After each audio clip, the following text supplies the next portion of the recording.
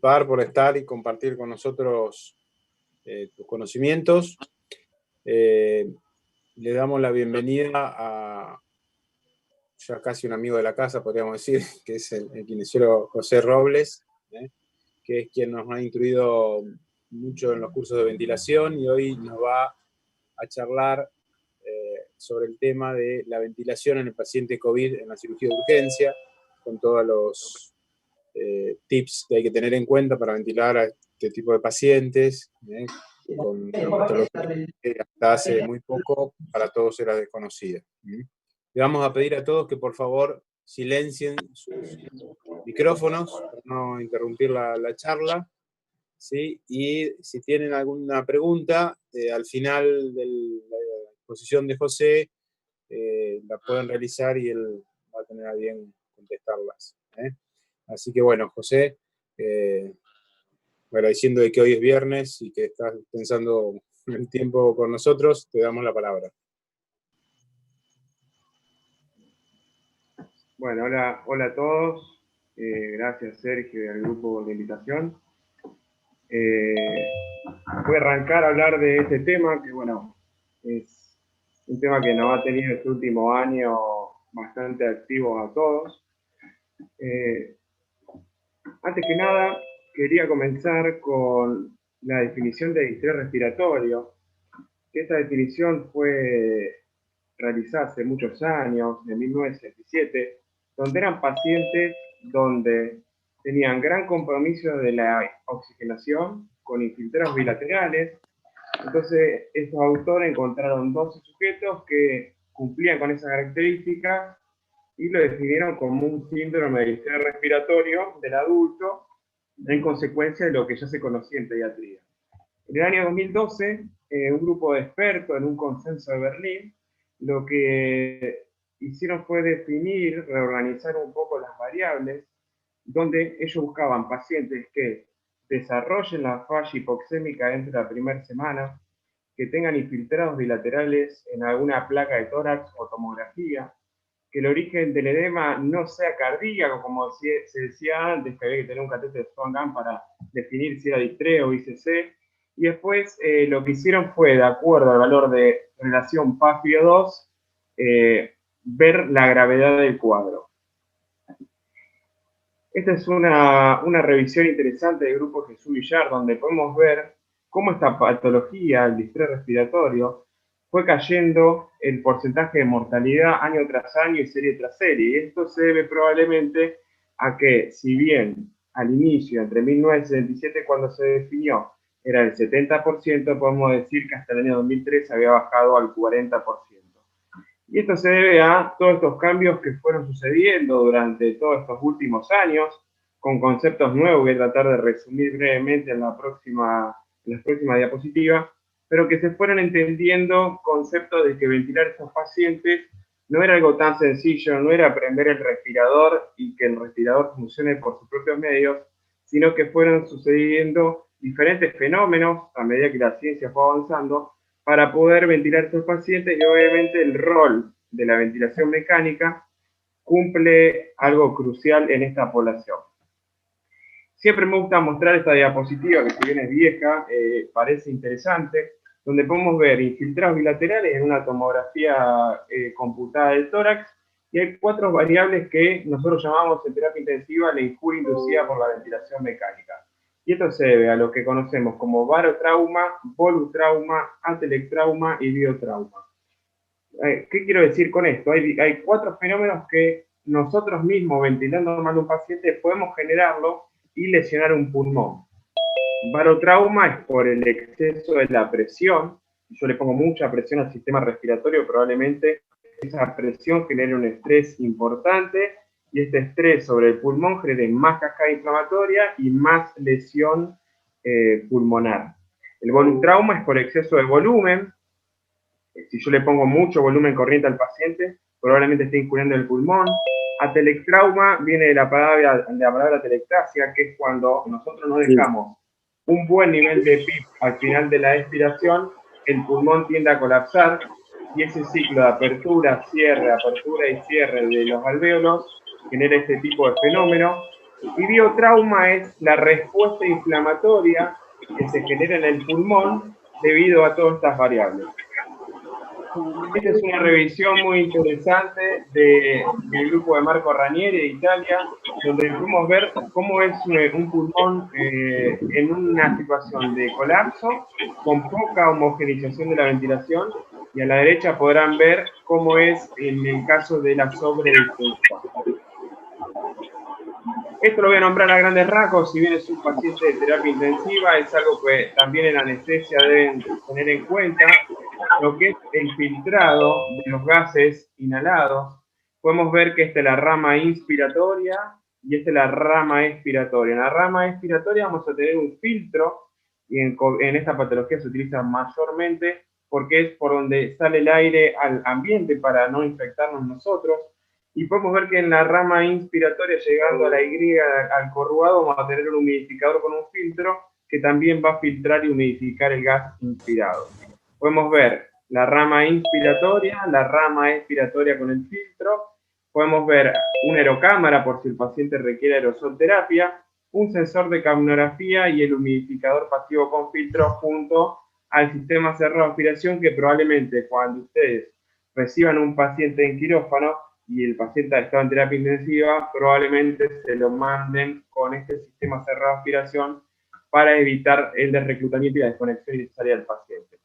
Esto se conoce como espacio muerto instrumental. Es todo lo que está desde la Y de la tubuladura por delante hasta llegar al tubo endotraqueal. Todo elemento que nosotros agreguemos en este espacio, que a veces no se tiene muy en cuenta, es ventilación ineficaz para el pulmón del paciente. Y por esto lo podemos ver en este gráfico, donde este es un humidificador con filtro que tiene un espacio muerto de 60 mililitros. El conector de sistema cerrado de aspiración tiene 7 mililitros. Y si la dosamos a algún prolongador, tenemos casi 90 mililitros del volumen corriente que no está siendo efectivo en la ventilación. Este es el sistema cerrado de aspiración que probablemente se encuentren o ya hayan visto en las unidades de terapia intensiva, donde este sistema cerrado de aspiración se utiliza en pacientes con alta demanda ventilatoria, pacientes que están con mucho requerimiento de FiO2 y PIP. En algunos casos se utiliza como estrategia para prevenir la neumonía asociada a la ventilación mecánica, eso no tiene gran validez científica. Aislamiento respiratorio, y si el paciente requiere más de 6 aspiraciones diarias, uno podría utilizar este dispositivo. Respecto a los filtros bacterianos y virales, es una revisión del capítulo de kinesiología de Sati, donde podemos encontrar múltiples dispositivos con diferentes características, pero lo más importante es saber que estos filtros bacterianos y virales filtran tanto virus y partículas, y esto es fundamental para el cuidado de nosotros.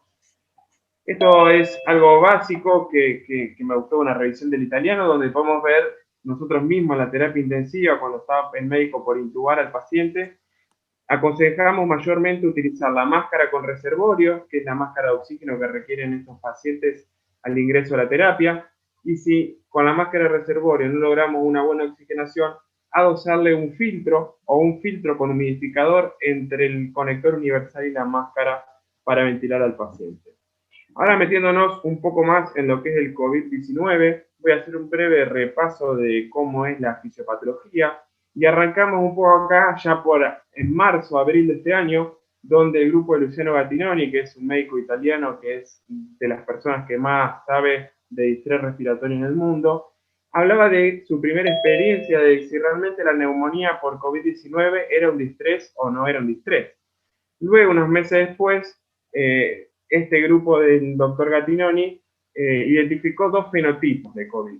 Un fenotipo 1, que sería esta imagen que estoy mostrando, un corte tomográfico, con infiltrados bilaterales, pero bien focales, que tenían baja oxigenación, una relación PaF-VO2 menor a 100 milímetros de mercurio, que tenían una buena complacencia del pulmón, que esto lo habrán escuchado, que decían que el COVID tenía compliance del sistema respiratorio normal, por eso no era distrés, porque saben que el distrés tiene alterada la compliance del sistema respiratorio, que tenía una baja elastancia. Siempre tengan en cuenta que la elastancia es lo opuesto a la compliance. La compliance es la capacidad de distensión y la elastancia es cuando tiende el pulmón a colapsar. Estos pacientes no tenían ese problema, por lo tanto decían que, bueno, que eran pacientes fáciles de ventilar y que no había que ponerlo en crono por más que estén hipoxémicos, porque la hipoxemia era todo secundaria a los microtrombos propios de la patología COVID. Teníamos un fenotipo 2, donde podemos ver que ya esto es un distrés respiratorio común, convencional, con infiltrados bilaterales, con pocas zonas de ventilación, que también estaban hipoxémicos, y este subgrupo sí tenía un compromiso en la elastancia y en la complacencia del pulmón. Tenían capacidad de distensión baja y alto poder de elastancia de retroceso elástico. Por eso eran pacientes que estaban muy hipoxémicos y en este subgrupo se recomendaba colocarlos en decúbito prono. ¿Cuál es el objetivo de la ventilación mecánica en estos pacientes? Mejorar la oxigenación y disminuir el trabajo respiratorio. Esto después de, incluso ya en el Sanatorio Parque tenemos 150 pacientes ventilados con COVID. Me interesa más que nada disminuir el trabajo respiratorio. Es la clave de poder ventilar a un paciente. La oxigenación debe mejorar, va a mejorar. Hay estrategias que uno puede implementar, pero no tenemos que quedarnos contentos con el paciente sature 99-100% al lado de la cama. El objetivo de ventilarlo protectivamente es la clave con lo cual nos va a permitir a nosotros, después de varias días de RM, poder pensar en que este paciente puede salir del respirador. Y esto es fundamental, evitar la injuria inducida por la ventilación mecánica, y esto se logra limitando las presiones y un buen nivel de PIP para mantener el pulmón reclutado. Entonces, cuando uno va a decir, bueno, me llevo un paciente a la sala de quirófano, el CT inicial ustedes ya lo conocen, pero uno va a tratar de pensar en algunas variables y dividirlas en parámetros de ventilación y parámetros de oxigenación. Dentro de los parámetros de ventilación vamos a tener el volumen corriente y las frecuencias respiratorias, eso hace el volumen minuto respiratorio. Y dentro de los parámetros de oxigenación vamos a tener el nivel de PIP, que es el nivel de presión positiva que queda al final de la expiración para mantener el pulmón abierto, y la fracción inspirada de oxígeno, que saben que va desde el 21% que se da el ambiente hasta el 100%. Dentro del volumen corriente, uno siempre tenía la idea de que, bueno, es gordo, es flaco, vamos a ponerle tanto, y en realidad está mal eso pensarlo, porque cuando un paciente engorda, no engorda el pulmón. Lo que hay que calcular, o lo opuesto, cuando estamos flacos porque está desnutrido, el pulmón nos achica. En realidad, uno debería hacer una fórmula de peso corporal predicho, y esta es la fórmula que es muy fácil de hacerlo a la cabecera del paciente. Sacamos la altura del paciente, le restamos 152.4, a eso lo multiplicamos por una constante que es 0.91, si es hombre le sumamos 50 puntos, si es mujer 45.5, y ahí nos va a dar lo que es el peso corporal predicho. Entonces, una vez que sacamos ese peso, vamos a suponer que le da 70 kilos, 70 por 6 mililitros por kilogramo de peso, que es la ventilación estándar para arrancar, 420 mililitros titulamos en el respirador. ¿Y esto a qué se debe? Ya tiene 20 años el trabajo de New England, del grupo del Network, donde ellos compararon dos grupos, un grupo con una estrategia de volumen tradicional, que antes era ventilarlo con 12 mililitros, con mucho oxígeno, con baja PIP, versus un grupo donde se lo ventiló de manera protectiva.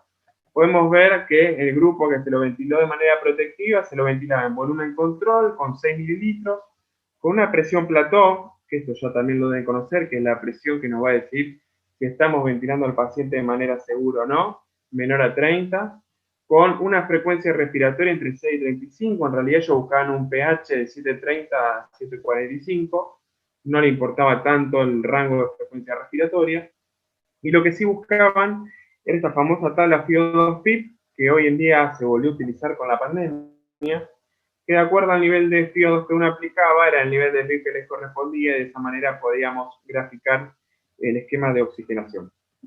Al grupo que se recibió ventilación mecánica tradicional, que era la que se utilizaba anteriormente, tenía una media de 11.8 mililitros. Imagínense que hoy ventilamos a 6 mililitros, lo ventilamos con mucho volumen corriente.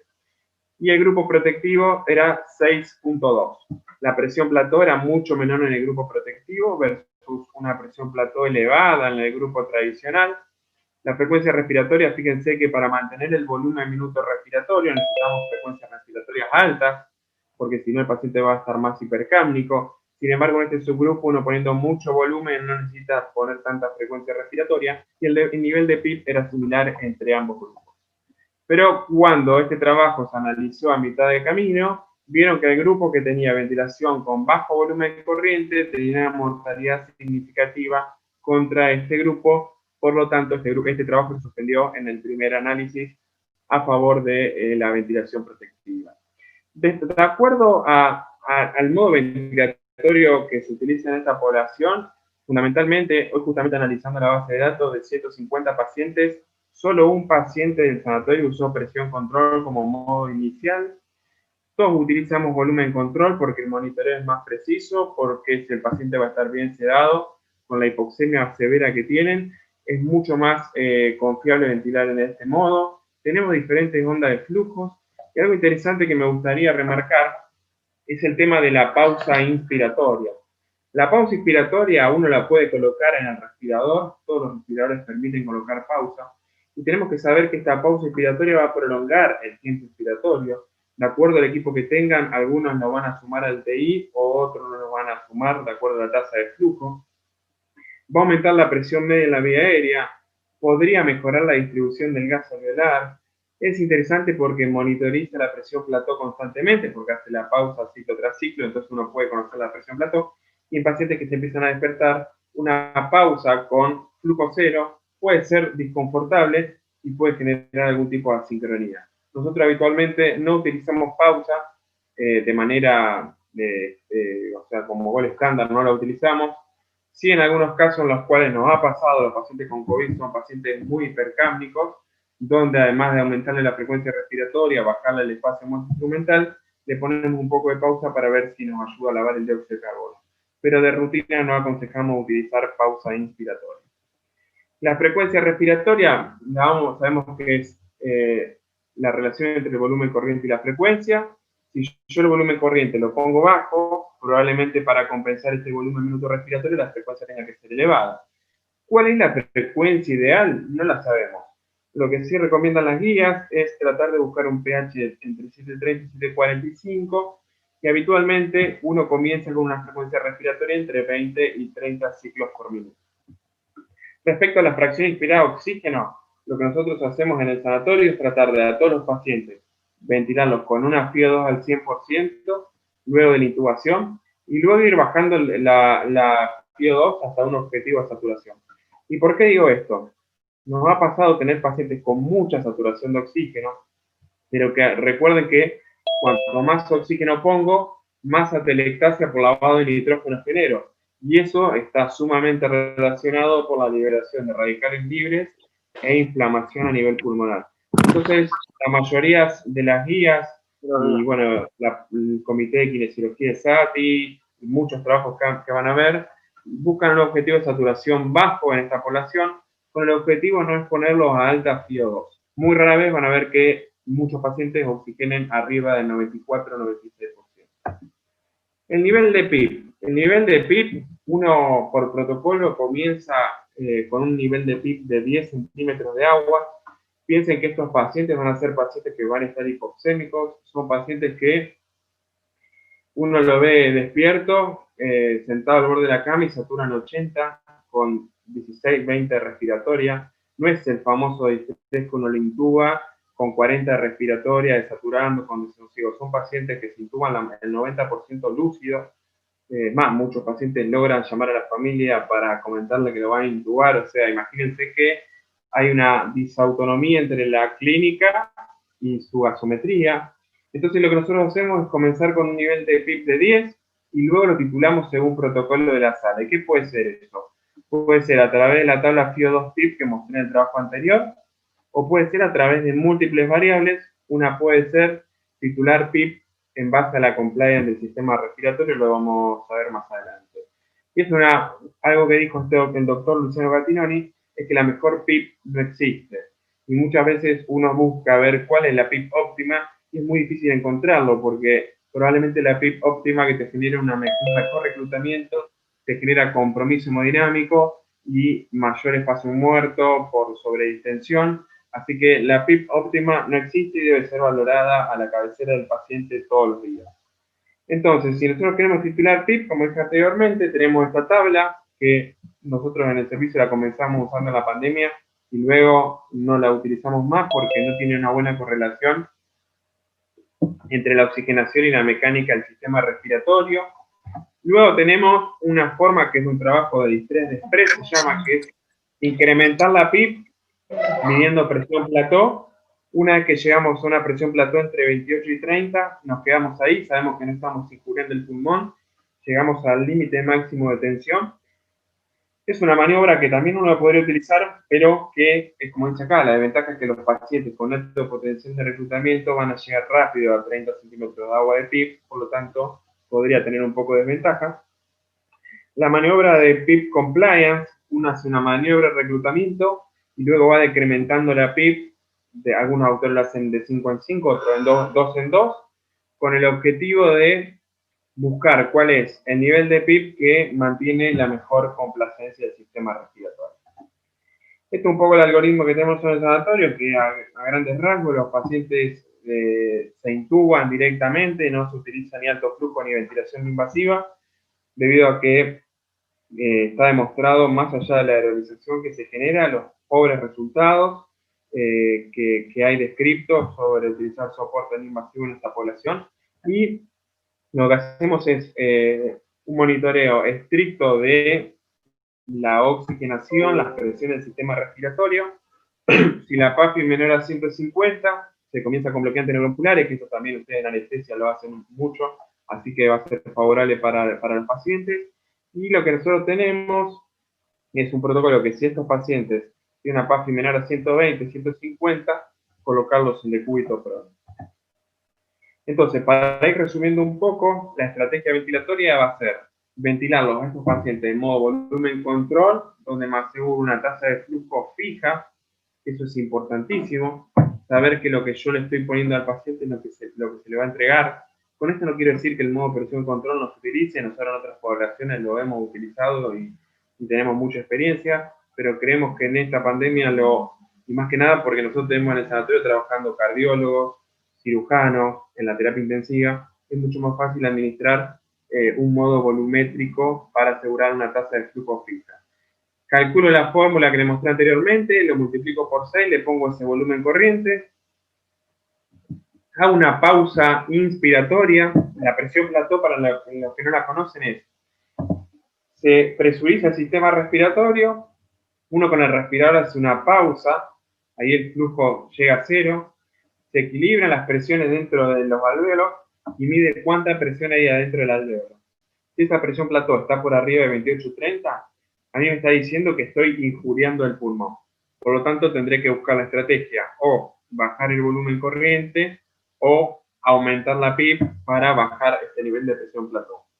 Y el delta P, que es una variable que también es bastante nueva, es la presión de conducción, que es menor a 15, y ahora voy a mostrar cómo se saca. Esto es lo que dije anteriormente, uno presuriza el sistema, entrega una tasa de flujo, llega a la máxima presión del sistema, que es la presión pico, luego se hace una pausa teleinspiratoria, que sería esto que es la presión plató. Acá no hay flujo de gas, las presiones se equilibran, y me dice cuánta presión hay dentro del alvéolo. Luego empieza a vaciarse el pulmón y llega al nivel de PIP. El delta entre la presión plató y el nivel de PIP es el delta P, que es esta presión de conducción. Cuanto más ancha sea este delta, habla que el sistema respiratorio está expuesto a altas presiones. Por lo tanto, hay un trabajo del doctor Mato de Brasil, donde esta variable delta P, que parece muy sencilla, está relacionada a la mortalidad. Si estos pacientes tienen un delta P menor a 15, podrían tener mejores resultados. Este es un respirador nuestro, haciendo una maniobra de presión plató. Podrán ver, lo verde es la fase inspiratoria, a una pausa, que sería esta línea blanca, y luego mido la PIP total, que es con una pausa telespiratoria. Después hay muchas maneras más de poder monitorizar la famosa compliance del sistema respiratorio, que todos ya conocerán, que la mayoría de los respiradores marcan la compliance dinámica constantemente, ciclo tras ciclo.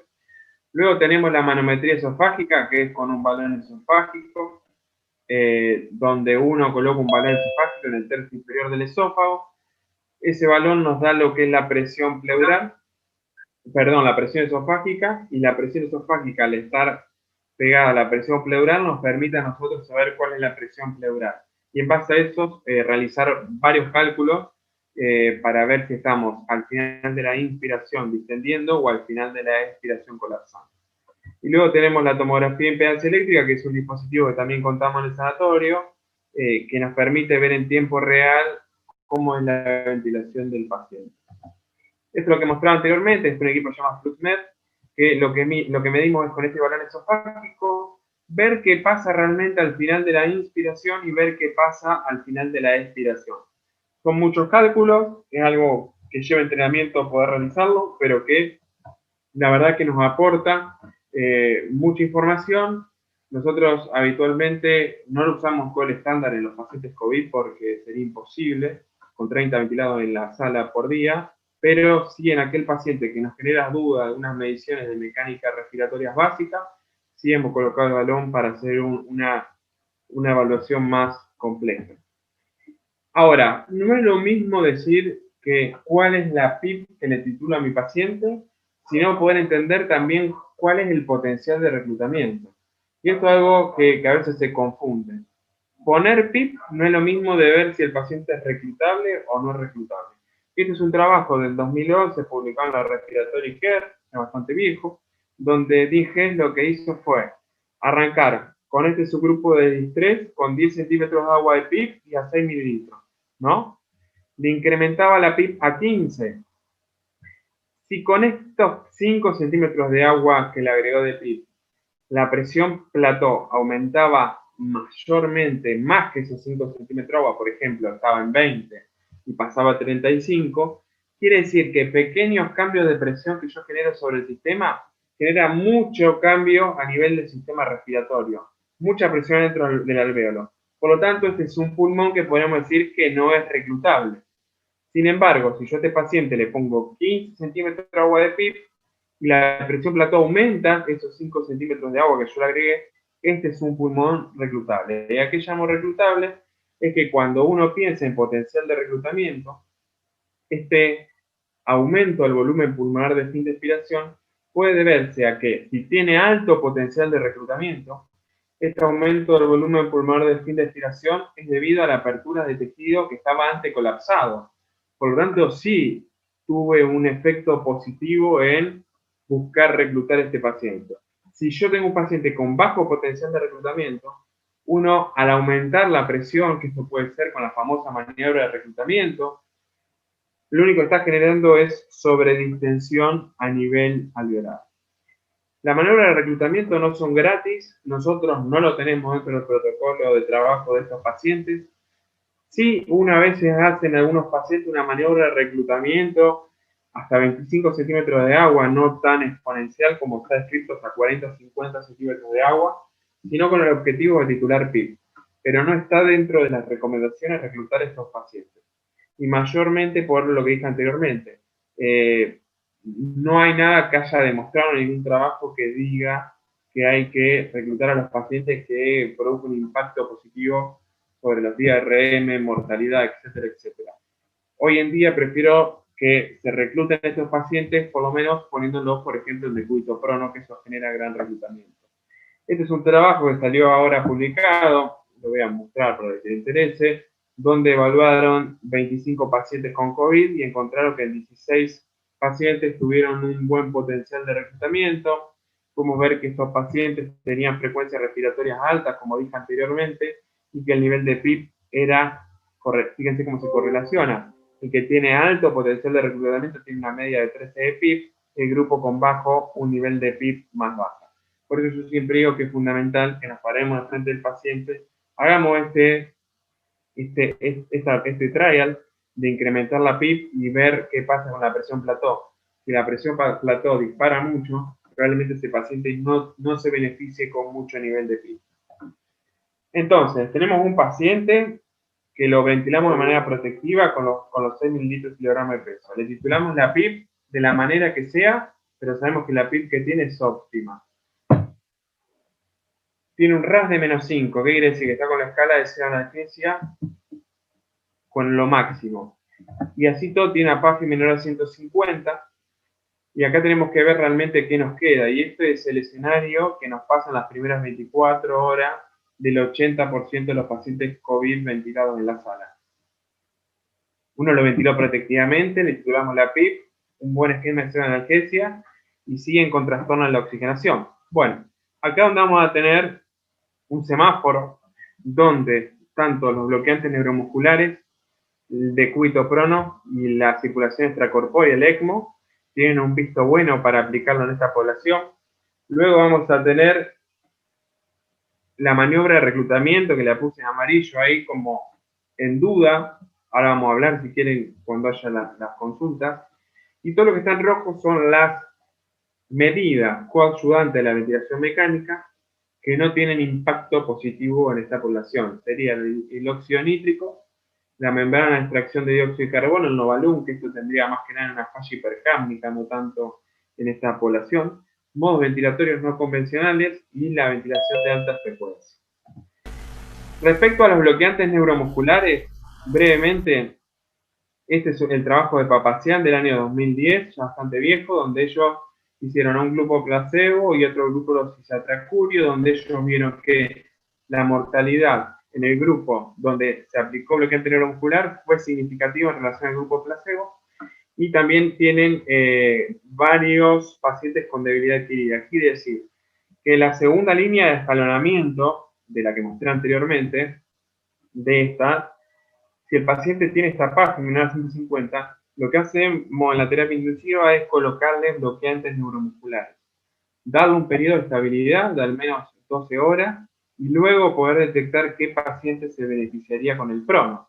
Este es el trabajo de Guerin del año 2013, fíjense, son todos trabajos bastante viejos, donde es el primer trabajo que demostró disminuir la mortalidad entre el grupo de decúbito supino y prono, donde el grupo supino tiene una mortalidad no ajustada al día 28 del 32%, versus el grupo prono que fue el 16%, o sea, bajó la mortalidad un 50% en pacientes con distrés severos, donde este subgrupo de pacientes lo que hacían era colocarlo en decúbito prono al menos 16 horas por día.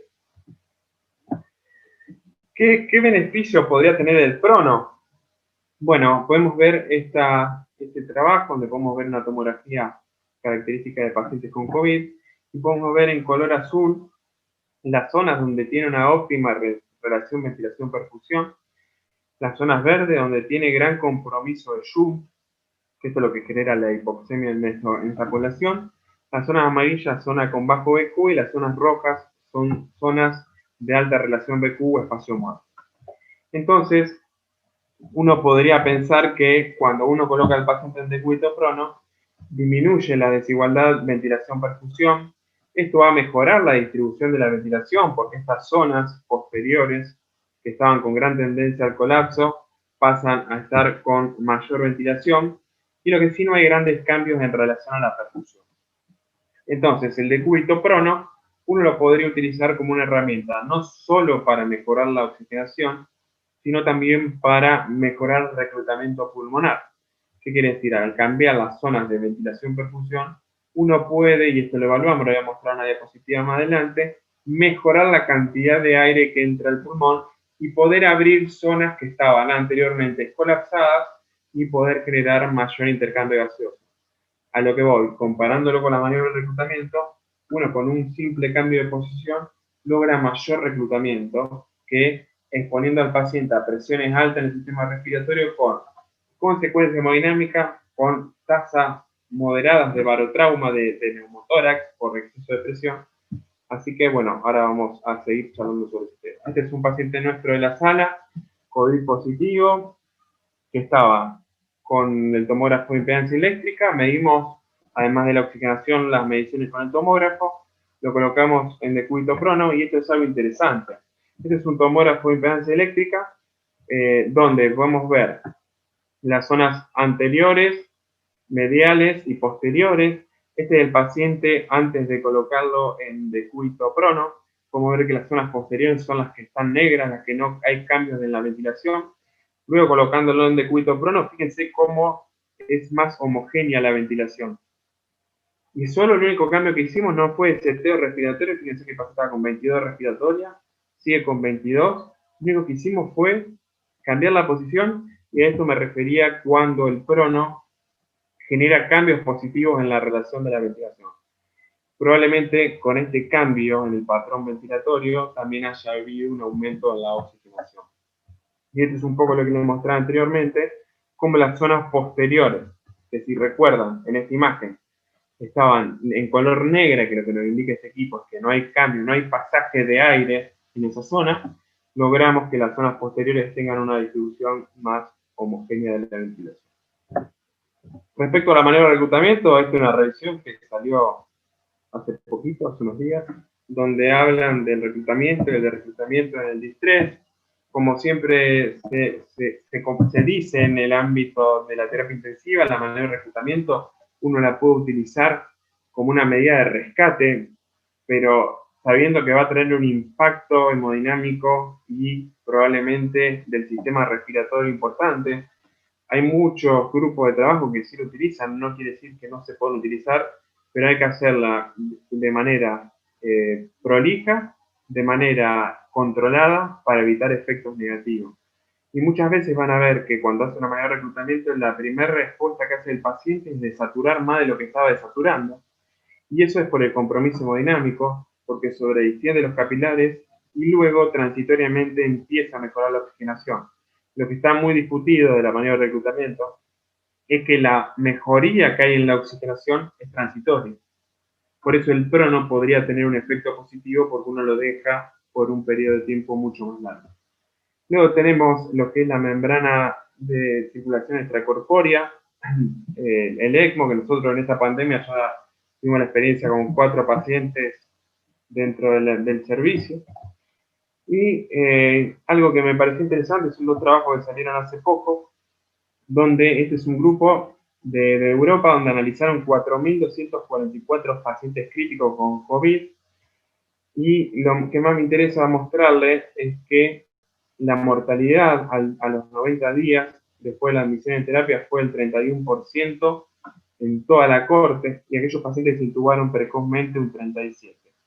Sin embargo, cuando uno analiza esta mortalidad leve, moderado, severo, el COVID se comporta como un distrés respiratorio. Si yo hago un cálculo de esta mortalidad, es muy similar al Lancet, que habla de la mortalidad de leve, moderado y severo.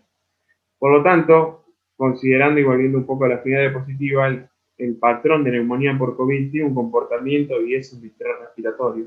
Por lo tanto, no hay que cambiar las medidas de tratamiento, sino que desde lo respiratorio se le puede brindar lo que es la ventilación protectiva, una buena titulación de PIP, pseudoanalgesia, bloqueantes neuromusculares y prono. Nosotros hemos llegado a pronar pacientes 4 veces al mismo paciente porque no han tenido respuesta positiva. ¿Cuál es el mejor escenario? Por lo menos lo que estamos analizando nosotros, el paciente que se intuba rápido, se ventila 48 a 72 horas de manera controlada, de manera muy protectiva, que requiere un ciclo de prono o no requiere, y ese paciente probablemente salga bien. Ahora el paciente, y esto ya sé que no es el manejo, salen un poco fuera de la charla, pero sé que hay muchos de ustedes que pueden rotar por una terapia en esta época de escasez de personal. El paciente que uno lo deja o con la BNI o con el alto flujo o con la máscara con reservorio, 1, 2, 3, 4, 5 días, y uno dice, pero lo veo bien, come, habla. Bueno, probablemente ese paciente sea el que peor resultado tenga, porque esos 4 días de respiración espontánea, con alta presión transpulmonar, con gran compromiso en la oxigenación, tiene un impacto negativo en lo que respecta a la mortalidad. Y este es un trabajo que lo encontré hoy, de grupo ahí de Países Bajos, donde ellos encontraron, me interesaba más que nada mostrar cómo se correlaciona un poco lo que dijimos toda la charla. La media de volumen corriente de su grupo fue 6.33, eran 553 pacientes. El nivel de PIB está más o menos dentro del rango que utilizamos, entre 10 y 15 centímetros de agua. La presión pico de 27, el delta P de 14, la mechanical power es otra variable que medimos, la compliance del sistema respiratorio de 31, frecuencia respiratoria de 20, PO2 de 0,6 y el valor de SAFI de 152. Algo que me llamó la atención es la baja tasa de uso de prono, 25%. Es muy bajo para mi gusto este nivel de prono, con una duración de una media de 8 horas cada sesión de prono. La maniobra de reclutamiento, fíjense que tiene 1% de los pacientes recibió maniobra de reclutamiento. Bloqueantes neuromusculares también 24%, bastante bajo, y un solo paciente requirió circulación con ECMO. Este es un paciente nuestro, interesante para que lo puedan ver. Es un paciente de 27 años, COVID positivo, lleva ya 2 meses internado en la terapia intensiva, con pulmones previo al COVID normales, y con este pulmón con cavidades, hizo neumotórax a repetición, un pulmón bastante injuriado. El paciente le pusimos el tomógrafo de impedancia eléctrica porque estaba con gran compromiso en la oxigenación. Podemos ver que esta es la zona izquierda, zona derecha. La zona izquierda no está pintada en azul para que lo entienda más fácil, que es cambio de ventilación. Uno puede pensar en un neumotórax o en una telectasia. Bueno, este paciente tiene una telectasia del pulmón izquierdo. Nosotros lo que hicimos fue incrementar el nivel de PIB. Poco podrán ver por la característica del pulmón del paciente para no generar un neumotórax. Y fíjense que algo interesante que nos permite monitorizar este equipo. Si uno ve, la zona izquierda es la zona donde no había cambios de la ventilación, que no tenía buena ventilación. Incrementamos la PIB y fíjense, este color celeste es la zona donde se ganó volumen pulmonar. Y luego el paciente resolvió la telectasia con un poco de hiperinsuflación pulmonar y manejo de aspiración y secreciones. Por lo tanto, este es un dispositivo que a nosotros, por lo menos particularmente, en la pandemia nos ha dado mucho poder de evaluar al paciente. Probablemente su escenario sea distinto porque van a tener un paciente en la cirugía, donde van a poder centrarse bien en esa ventilación, pero bueno, en los escenarios donde hay mucho caudal de pacientes, es muy difícil poder evaluar en todas estas variables, eso es una gran realidad, pero sí en el paciente que nos queda duda, que la verdad que no podemos interpretar realmente qué está pasando, la verdad que estas herramientas de monitoreo avanzado nos permiten a los kinesiólogos, a los terapistas, al médico que esté con nosotros en la sala, poder interpretar un poco cuál es el comportamiento. Y algo muy interesante, que también lo hago en modo comentario, nos ha pasado pacientes que tienen tomografías con compromiso respiratorio, pero no un compromiso tan severo, pero que sí tienen hipoxemias muy severas y que no responden ni al prono ni a bloqueantes neuromusculares.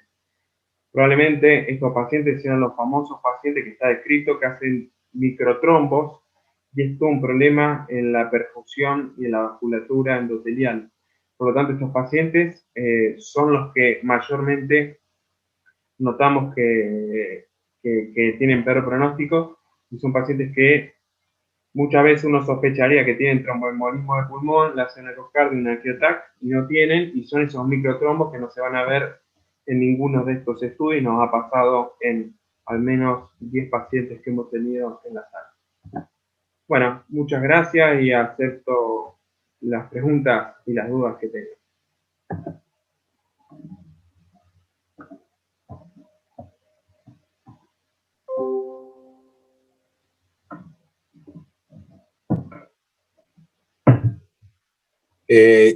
¿Me escuchás, José?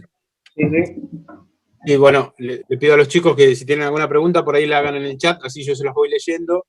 Y una de las cosas importantes de lo que dijiste, y creo que es para recalcar un poco como mensaje, nosotros tenemos una escuela dentro de lo que es la anestesiología de reclutar muchos los pacientes. Entonces un mensaje importante es, creo que estos pacientes no se benefician con la maniobra de reclutamiento, entonces eso creo que es para recalcar, ya lo habíamos leído, más o menos lo teníamos presente, pero no con la contundencia por ahí que mostraban esos números de que obviamente no se usan en las salas prácticamente de ningún lado. incidencia, un 1% es prácticamente nada.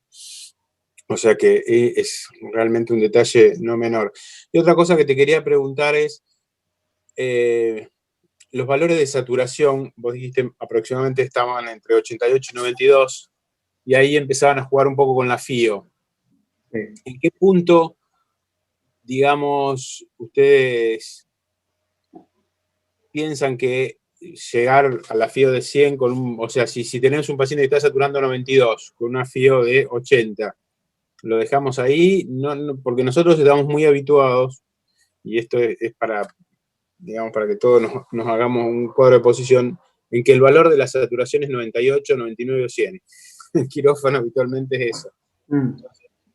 El tener un valor de 92, que por ahí los que estamos más acostumbrados a hacer con gente y demás, sabemos que a veces pacientes que saturan perfectamente 88 y andan bien y con eso saturan bien, pero por ahí en quirófano a veces es poco habitual creer que hay que subir más la FIO o no. ¿Cuál es el manejo que hacen ustedes? ¿Cuál es el No, nosotros, entiendo tu pregunta, y interesante. Nosotros, bueno, siempre es una lucha con los terapistas, que ya los fuimos cambiando. Los kinesiólogos somos muy pro de bajar el oxígeno. La verdad que siempre tratamos de buscar la menor PO2 posible, al menos abajo de 0,6, porque lo que está demostrado que genera más cascada inflamatoria y atelectasia por la absorción de nitrógeno y demás. Tratamos de, como vos decís, de 100, bajarla lo que más se pueda, al menos hasta 0,6. Probablemente ese punto de corte 88 al 92 nos permita llegar a ese 0,6 rápido. Hablo rápido, no como otro paciente que lo hiperoxigenás para intubar, lo ventilás. Acá nos cuesta lograr bajar la FiO2, capaz que de 1 o 2 horas post intubación. Y después lo que tratamos de hacer y lo que nos da buen resultado es poner en la balanza lo que es la protección pulmonar y lo que es la oxigenación. Si miramos lo que es la protección pulmonar, es fundamental. El volumen bajo, una PIP que no solo siempre hay que buscar PIP alta para mejorar la oxigenación, sino para mantener el pulmón abierto y mantener una mecánica del sistema respiratorio lo más acorde posible. Y si miramos de proteger también, al administrarle menos oxígeno, generas toda esa cascada que ya está bastante exacerbada en el COVID. Entonces lo que hacemos es una buena titulación de PIP, que no puedo mostrar los datos porque todavía estamos analizando para hacer una segunda presentación. Ya la primera ya la hicimos ahora un mes. La media de PIP nuestra está en 12.5 más o menos. No usamos, es rara vez ver PIP arriba de 15, es raro, salvo, que no es poco frecuente, en los pacientes obesos, donde hemos llegado a poner 18 de PIP, 20 de PIP sin ningún problema. A esos pacientes sí le ponemos el balón esofágico para medirle, porque son pacientes que tienen la CRF muy disminuida y entonces necesitan mucha PIP, eso ya está evaluado que necesitan por lo menos arriba de 16 de PIP. Y después la FIO2 la mantenemos con la menor posible. No es tan fácil, obviamente, decir qué FIO2 usamos. Rara vez usamos FIO2 del 100% durante mucho tiempo. ¿Qué pacientes nos pasa eso? Eso es lo que quise decir al final de la charla. Aquellos pacientes que, bueno, nosotros en la sala no usamos ni alto flujo ni BNI como primera línea, solo post-extubación. Algunos pacientes puntuales usamos BNI con una tasa de fracaso del 50%, alta para mi gusto. Salvo el paciente que uno lo deja 3-4 días con la máscara con reservorio, con gran compromiso tomográfico. El paciente saca la máscara para comer y satura 60. Entonces, cuando uno perpetúa ese paciente con el soporte de oxigenoterapia, es cuando apenas lo intuban, tienen un compromiso de la oxigenación. Ese paciente termina con bloqueante a las 3 horas y pronado a las 6 horas. Que ahí lo que a uno no le permite manejar es de manera prolija esto, de ventilarlo precozmente, de bloquearlo en el caso que sea necesario, de pronarlo a las 12 horas como mínimo de horario. Pero bueno, la FIO2, para que más o menos manejen, tratamos de bajarla lo más rápido posible. con una buena titulación de PIB. ¿A qué voy? Que si yo lo dejo con 100 de FIB, 5 de PIB, probablemente esos 100 de FIB no los pueda bajar rápido. Si yo a ese paciente le hago una maniobra de incrementar PIB hasta 25 y voy bajando la PIB hasta obtener el menor delta P o la mejor compliance, probablemente ese paciente, ese reclutamiento que yo genero me va a permitir bajar la FIO2. Perfecto. Te paso algunas de las preguntas de los oyentes. Sí. ¿Qué pacientes seleccionan para ECMO y qué resultados han obtenido? Bueno, respecto al ECMO, la verdad que hemos tenido 4 pacientes hasta ahora, de los cuales 2 eran jóvenes y 2 no eran tan jóvenes. Los criterios de selección era hipoxemia refractaria a todo tipo de tratamiento, que a nosotros, la verdad que lo que te comentaba anteriormente era estos pacientes que con poco compromiso tomográfico, pero con hipoxemia severa, que no respondían a decúbito prono, que no respondían a nada de lo que uno puede hacer, se los incorporó al tratamiento con el ECMO, que se está trabajando en conjunto con la gente de ICR. Y bueno, de esos pacientes, 2 fallecieron y 2 continúan el tratamiento con el ECMO. Uno de los cuales es un chico joven que está traquetomizado y que bueno, la verdad que hace tiempo ya continúa con el ECMO. Bien. La otra pregunta es, ¿cuántas horas son recomendables de decúbito prono?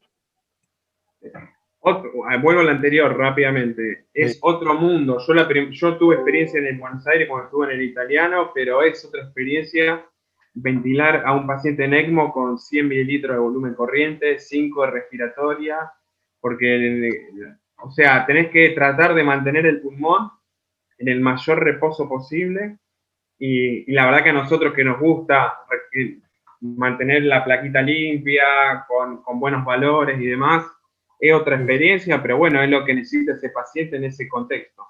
Respecto al prono, nosotros lo que nos basamos en el trabajo de Guerin, la verdad que el otro día sacamos la cuenta, pronamos más pacientes en estos 7 meses que en los casi 10 años que estoy en el sanatorio.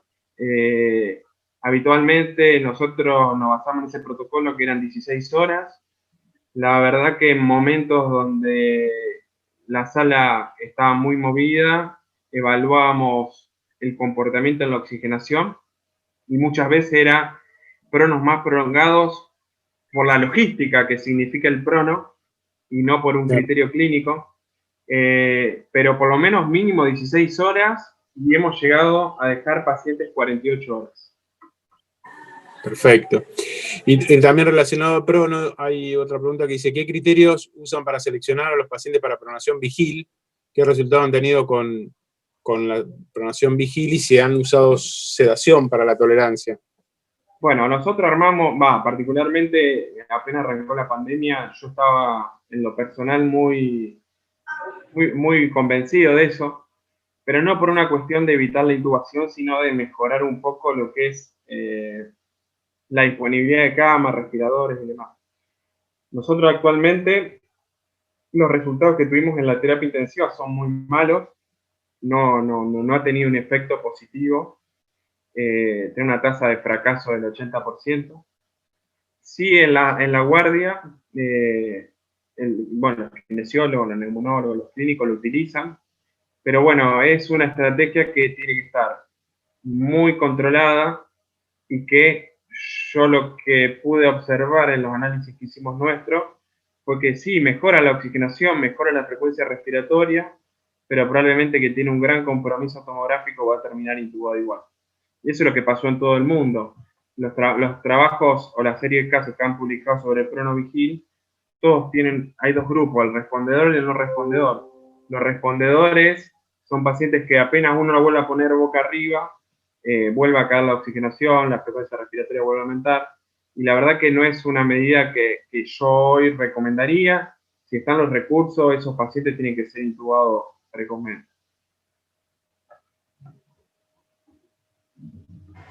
Otra pregunta más es respecto a con qué criterio de saturación o frecuencia respiratoria se basan para vinculación ARM a los pacientes.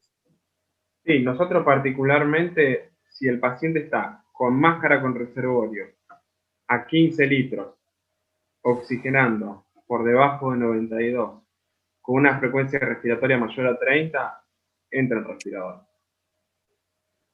Perfecto. Al principio de la pandemia, algunos pacientes los esperamos y después analizando un subgrupo de pacientes que pasó eso, la verdad que vimos que el comportamiento y la ventilación era mucho más dificultoso. Por lo tanto, pasamos directamente del reservorio a la intubación orotraqueal. Perfecto. Y después una bien práctica, es una pregunta respecto a la recomendación que puedas hacer en cuanto al traslado del paciente desde UTI a quirófano para evitar el deterioro de la función pulmonar al desvincularlo del respirador.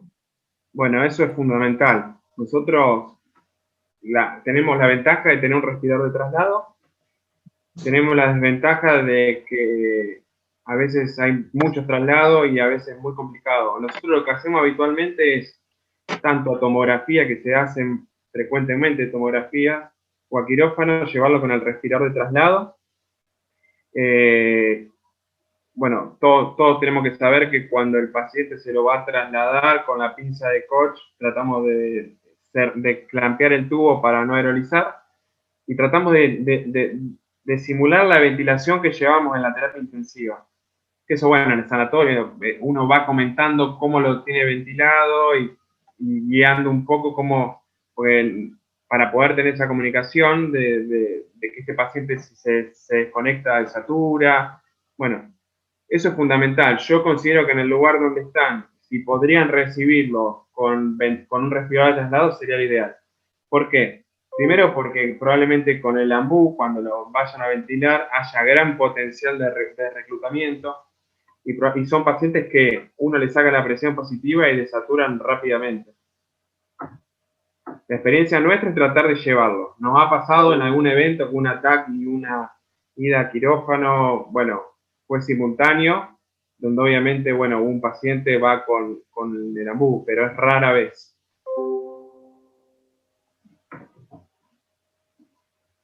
Acá hay otra pregunta que es relacionada un poco a la anterior, que tiene que ver, dice que se están realizando gran cantidad de traqueostomías en los pacientes COVID y la distancia que, bueno, no sé bien específicamente de qué lugar estamos hablando, de internación al quirófano es importante y tienen problemas de saturación al desadaptarlos del respirador al AMBU o al circuito de Mopelson que se utiliza. ¿Cómo manejan esto un poco ya más o menos lo que explicaste? La pregunta es cómo se manejan con la ventilación de estos pacientes en el traslado intrahospitalario. Eso es más o menos un poquito lo mismo que... Sí, nosotros respecto a la traqueostomía la estamos haciendo todas percutánea en terapia. Por lo tanto, tenemos la ventaja de que no se trasladan los pacientes. Lo que sí es llamativo es, bueno, siempre hay un kinesiólogo, un terapista, los dos cirujanos de tórax que forman parte del servicio. Y la verdad que en el momento que se hace la apnea para el paciente para hacer el procedimiento, el 90% de los pacientes logran una saturación muy baja. Así que la verdad que tienen gran compromiso de la hipoxemia, pero al no tener que trasladarlo a esos pacientes es una ventaja. La verdad que es una ventaja. Bien, y una consulta es, hay una pregunta sobre si han utilizado las guías de Shanghai de China o qué guía de protocolo o trabajo, bueno, eso más o menos lo comentaste, ustedes tienen una guía propia para trabajar.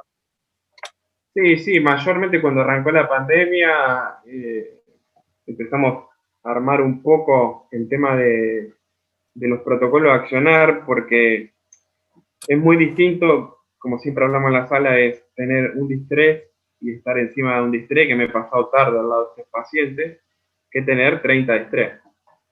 Donde hay un cardiólogo haciendo guardia, hay un residente de cirugía haciendo guardia, donde nosotros en el sanatorio hicimos en marzo y abril varias jornadas internas para poder formar al resto del equipo de salud que no estaba acostumbrado a manejar la ventilación mecánica. Y después, bueno, nos fuimos basando, inicialmente estaba esta idea del soporte no invasivo, que era mejor que intubarlo. Bueno, dos grupos de trabajo de afuera, Y bueno, después fundamentalmente viendo un poco los resultados, pasamos y también fuimos haciendo nuestra experiencia. Los primeros pacientes lo esperábamos más con máscara reservorio, veíamos que la evolución era muy tórpida y bueno, como siempre, registrando, analizando, mostrando, se fueron cambiando un poco las conductas. Acá en Argentina, respecto al soporte no invasivo, hay dos esferas, uno es SATI y otro es la Asociación Argentina de Medicina Respiratoria, donde ellos recomiendan utilizarlo, SATI no. Y bueno, creo que uno viendo, lamentablemente, la evolución de los pacientes, va analizando, y creo que pasó en todos lados, en todo el mundo, qué cosas uno debe ir cambiando para mejorar. Pero bueno, mayormente nos basamos en lo que recomienda la Sociedad Argentina de Terapia Intensiva. Perfecto. Hay una pregunta respecto a la pausa inspiratoria, donde alguien dice que no le queda claro por qué actualmente no se utiliza. Cuando comentaste en la diapositiva nombraste algunos puntos beneficiosos y tenía entendido que la pausa mejoraba las distintas constantes de tiempo alveolares. ¿En pacientes COVID no la utilizan en general entonces? ¿En pacientes sin distrés se utiliza? Esa es la consulta, digamos. Gran pregunta. No, particularmente nosotros no utilizamos la pausa inspiratoria por una cuestión de que el servicio está acostumbrado a no utilizarla. En los pacientes con distrés sí la utilizábamos inicialmente. El tema es que nosotros tenemos un sistema de pseudonalgesia no tan duro. No somos de planchar a los pacientes 4 días seguidos mucho. Un paciente que mejora la oxigenación. Un COVID lo ventilamos hoy a la noche, para mañana a la noche está con buena oxigenación, la sedación se le baja al 50% y a las 48 horas está mejora la oxigenación y la placa, sacamos el respirador. Porque la verdad que en ese aspecto somos bastante agresivos de no tener mucho tiempo al paciente ventilado. Respecto a la pausa, esto es un tema de discusión mundial. Hay muchos que la utilizan, otros que no. Yo creo que no va en si tiene un impacto positivo o negativo sobre el paciente, sino que a mí lo que me interesa es que si la utilizo, sepa qué equipo estoy utilizando, por lo mismo el Puritan Pen, el Drager, el Neumovent Graph, donde en algunos respiradores, por ejemplo, yo pongo 0,3 segundos y 1 segundo de TI y el tiempo inspiratorio total va a ser 1,3, que no va a ser muy fisiológico. A lo que voy, es que si se utiliza, se sepa utilizar, a eso me refiero. ¿Va a traer un impacto positivo ponerle una pausa inspiratoria? Y probablemente no. Yo soy el único que lo uso en el sanatorio y siempre que la uso me dicen, ¿para qué se la pone? La uso como última estrategia cuando el paciente, como les dije, está con 70 de CO2, lo tengo con 30 de respiratorio, lo tengo a 6 mililitros, le bajé el espacio muerto metal, no pude mejorar eso, y bueno, le pongo la pausa, pero el impacto es mínimo. Perfecto. Bien. Y quedan las últimas dos y ya te liberamos. ¿Qué parámetros recomendarías modificar en pacientes que tienen alteraciones pulmonares con importante disminución de compliance y el cirujano disminuye más la mecánica ventilatoria con insuflación de neumoperitoneo o colocación de compresas intraabdominales, que es algo bastante común, ¿no? No, en ese caso yo lo que se me ocurre, una buena pregunta, es tratar de antes de ese procedimiento, tratar de evaluar al paciente, por ejemplo, como dijimos anteriormente, medís la plató, te da 20, bueno, incrementarle 2 puntos la PIP, te da 22, la plató, bueno, dejar una PIP un poquito más alta de lo habitual, para tratar de mantener el pulmón lo más abierto y que ese procedimiento no genere mayor pérdida de capacidad visual funcional. Respecto a eso, me parece que sería lo más adecuado. No sé, ¿qué nivel de PIP utilizan ustedes en quirófano? Sí, en general, en promedio todos se setean entre 5 y 10, es lo que habitualmente se setea como, digamos, de base. La otra cuestión es que, aportando desde el punto de vista de anestesia, digamos, nosotros una cosa que tenemos que tener presente es que en este tipo de pacientes, si van a un procedimiento laparoscópico, tenemos que pedirle que bajen la presión de trabajo. Eso es algo importante. Los cirujanos están acostumbrados por ahí a trabajar en 12 milímetros de mercurio y hay que pedirle que trabajen con 8, cosa de que no alteren tanto la ventilación en lo posible en estos pacientes que obviamente están comprometidos, ¿no? Sí, por supuesto. Bien, y la última es casi una pregunta comercial, pero dice, ¿cuáles son las marcas o proveedores de respiradores de traslado que están utilizando? No, nosotros puntualmente en el sanatorio tenemos un respirador intermedio, se llama Carina, que es de Dagger. La verdad que lo tenemos hace 8 años y es el caballito de batalla de la sala. Muy práctico, es desmontable, o sea, tiene una base, pero lo puedes sacar y llevar. Es a turbina, no necesita el aire comprimido, solo un conector a oxígeno. Y la verdad que es muy práctico. Y si no, ahora trajeron uno que la verdad que no me acuerdo la marca, un respirador chino, pero que es bueno, que lo tenemos en la sala, en la terapia no COVID nueva ahora, que la verdad que hicimos 2 o 3 traslados, está diseñado también que sea turbina para estos traslados. La verdad que más allá de la pandemia de COVID, trasladar a un paciente con un ventilador mecánico es otro el paciente que te llega tanto para mandárselo a usted al quirófano como para cuando nos viene. Creo que es algo que es clave para asegurar una ventilación. Obviamente en un postoperatorio abdominal que no tiene patología respiratoria previa y que tuvo 5 horas en respirador, no cambie, pero en estos pacientes con distrés respiratorio creo que es fundamental. Bueno, y ahora sí la última. Si piden traslado intrahospitalario y el respi de transporte está fuera de servicio, ¿llevan el respi de UTI con el que está ventilado? Pregunta. No, hay un respirador, están los Neumovel, que bueno, con todo esto de la pandemia y tantos tutoriales vi que se saca la parte de la carcasa y se puede trasladar. Nosotros la verdad que no. Usamos el de traslado o vamos con un ambú. Perfecto. Bueno, José, en nombre de la dirección de la carrera, en nombre de la Asociación de Anestesia y de todos los anestesiólogos que están presentes, te agradezco muchísimo. Sabemos que están trabajando a full, están poniendo mucha garra en el tema y que nos haya transmitido todos estos conocimientos, la verdad que hace que tengamos alguna herramienta más para tratar a los pacientes y eso es buenísimo. Así que muchísimas gracias por tu tiempo y sobre todo un viernes y sabemos que estás cansado y todo, pero bueno. Y también disculpa que te cambiamos el día, pero bueno, lo queríamos hacer en un horario que la mayor cantidad de gente lo pudiera aprovechar, así que bueno, muchísimas gracias por tu aporte. Bueno, gracias a ustedes por la invitación. Bueno, buenas noches a todos, gracias. Chao, gracias. Muchas gracias, chao. Hasta luego. Chao, muchas gracias. Chao. Chao, gracias. Gracias.